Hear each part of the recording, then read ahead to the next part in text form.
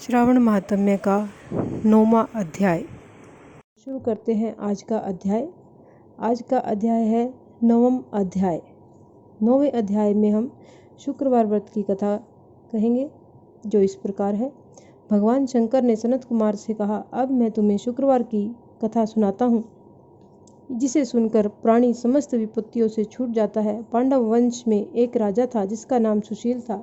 उसके यहाँ कोई संतान नहीं थी। उसकी पत्नी का नाम सुकेशी था। पुत्र न होने के कारण वह उदास रहने लगी। रानी स्त्री स्वभाव के कारण हर महीने कपड़ों को अपने पेट पर बांधकर पेट की वृद्धि करती रही। इस प्रकार साहस के कारण स्व प्रसूति के अनुसार सुकेशी किसी गर्भवती स्त्री को खोजती रही। संयोगवश उसे गर्भवती पुरोहित की पत्नी ने देखा। कपटी रानी ने प्रसव के समय में दाई का कार्य करने वाली अन्य किसी स्त्री को इस काम के लिए नियुक्त किया। उस दाई को एकांत में बहुत सा धन दिया और अपने गर्भ के अनुकरण की सब बातें कह सुनाई। पुरोहित की पत्नी का प्रसव का समय नजदीक आया। यह सुन उसी तरह दाई ने भी अपने वचन का पालन किया। पुरोहित की पत्नी दाई की बात नहीं जानती थी, अतः वह दाई की बातों का पालन करती रही। दाई ने पुरोहित की पत्नी के नेत्रों पर पट्टी बांधी और उसके उत्पन्न हुए पुत्र को रानी के पास भेज दिया। इस प्रकार रानी के पास उस पुरोहितानी के पुत्र के पहुंच जाने की किसी को कानो कान भी खबर न हुई।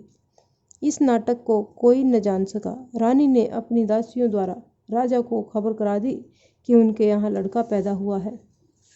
उधर दाई ने पुरोहितानी के नेत्रों पर पट्टी खोल दी और वह अपने साथ मांस की एक पिंडी ले आई।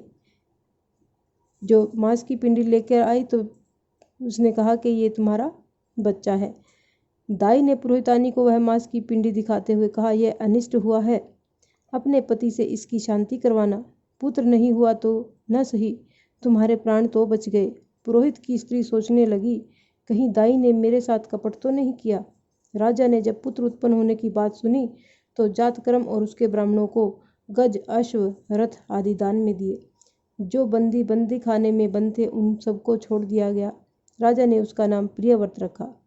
श्रावण मास प्रारंभ होने पर पुरोहित की स्त्री ने शुक्रवार के दिन भक्ति द्वारा जीवंतिका की पूजा अर्चना की।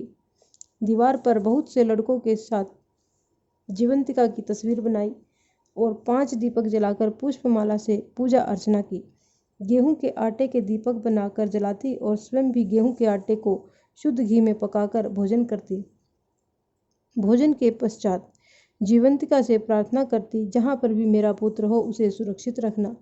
इस प्रकार प्रार्थना करने के पश्चात यह कथा सुनती और यथाविधि नमस्कार करती। जीवंतिका के प्रसाद से वह बालक राजा के यहाँ चांद की तरह बढ़ने लगा और जीवंतिका उसकी रात दिन रक्षा करने लगी। कुछ समय के बाद राजा का स्वर्गवास हो गया। पितृभक्ति पुत्र ने पिता की पारलौकिक क्रिया संपन्न कराई। इसके बाद मंत्रिमंडल ने उसको राज सिंहासन पर बैठा दिया। उसने कुछ काल तक राज्य का शासन भली भांति किया। इसके बाद वह राज्य का भार मंत्रियों को सौंपकर पितृ ऋण से मुक्ति पाने के लिए गया जी को रवाना हो गया।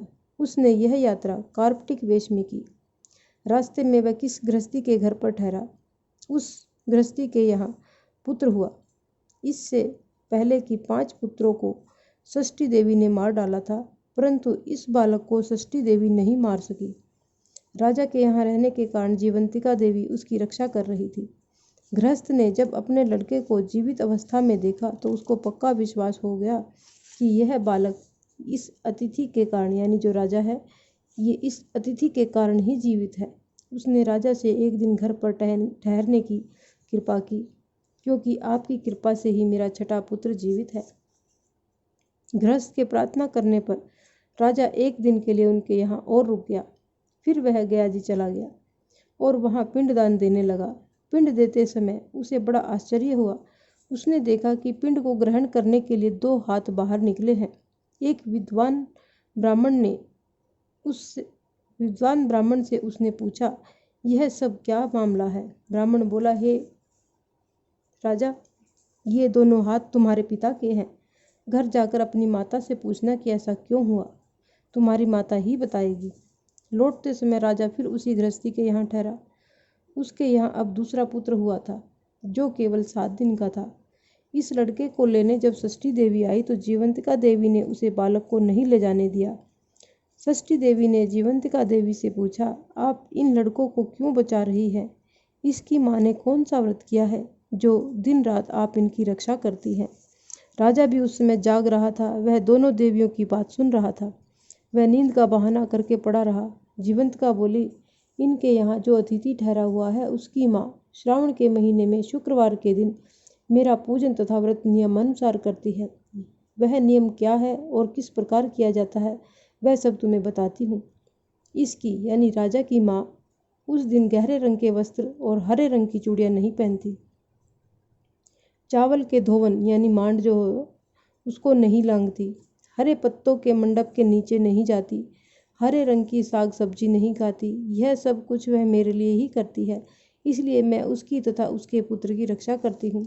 षष्ठी देवी और जीवंतिका देवी का वार्तालाप सुनकर राजा सुबह उठकर अपने राज्य में आया। राजा ने अपनी माता से पूछा, हे माता, आप जीवंतिका का व्रत करती हैं तो उसकी विधि क्या है? राजा की माता ने उत्तर दिया, मैं जीवंतिका का व्रत नहीं करती, इसलिए मुझे उसकी विधि का ज्ञान नहीं है। यह सुनकर राजा को बड़ा आश्चर्य हुआ और वह सोचने लगा कि मेरी माता कौन है। राजा ने गया यात्रा के पल प्रातः ब्राह्मण तथा सुहागिनियों को भोजन कराने की इच्छा प्रकट की। उन्होंने अपनी इच्छा के अनुसार उनके यहाँ हरे वस्त्र, हरी चूड़ियाँ आदि परीक्षार्थ भिजवाए। दूत ने सबके यहाँ संदेशा दिया कि आप सब राजा के यहाँ भोजन करने आए। पुरोहित की पत्नी ने राजदूत से कहा, मैं हरे रंग की कोई चीज़ नहीं लेती। राजा को यह समाचार मिलने पर उसने तुरंत पुरोहित की पत्नी के लिए लाल रंग के वस्त्र और लाल रंग की चूड़ियाँ भेजी। पुरोहित पत्नी ने उन चीज़ों को ले लिया और राजमहल में आई। पुरोहित पत्नी को देखकर राजा ने हाथ जोड़कर उनका अभिवादन किया और नियम का पालन करने का कारण पूछा। उसने इसका कारण शुक्रवार का व्रत बताया। राजा को देखकर उसी समय उसके स्तनों से मातृ प्रेम के भाव के कारण दूध निकलने लगा। इस दुग्ध से राजा भली प्रकार सिंचित हो गया। गया में 2 हाथ निकलने से तथा रास्ते में गृहस्थी के यहाँ देवी से बातचीत और स्तनों से दूध निकलने से राजा को पक्का विश्वास हो गया कि यही उसकी माता है। राजा ने पूछा, हे माते, भय मत करो और मुझे जन्म का सही सही हाल बताओ। सुकेशनी ने उसके जन्म के सब तथ्य बता दिए। राजा ने प्रसन्न होकर उसका जन्म देने वाली माता पिता को नमस्कार किया और उनको संपत्ति देकर उनका मान सम्मान बढ़ाया। एक दिन राजा को रात में जीवंतिका से प्रार्थना की, हे देवी, मैं जन्मदाता पिता तो मौजूद है। राजा ने रात को जीवंतिका माता से प्रार्थना की कि हे माता रानी, मेरे जन्मदाता पिता तो मौजूद हैं, फिर मैं गया में पानी से 2 हाथ किसके निकले थे?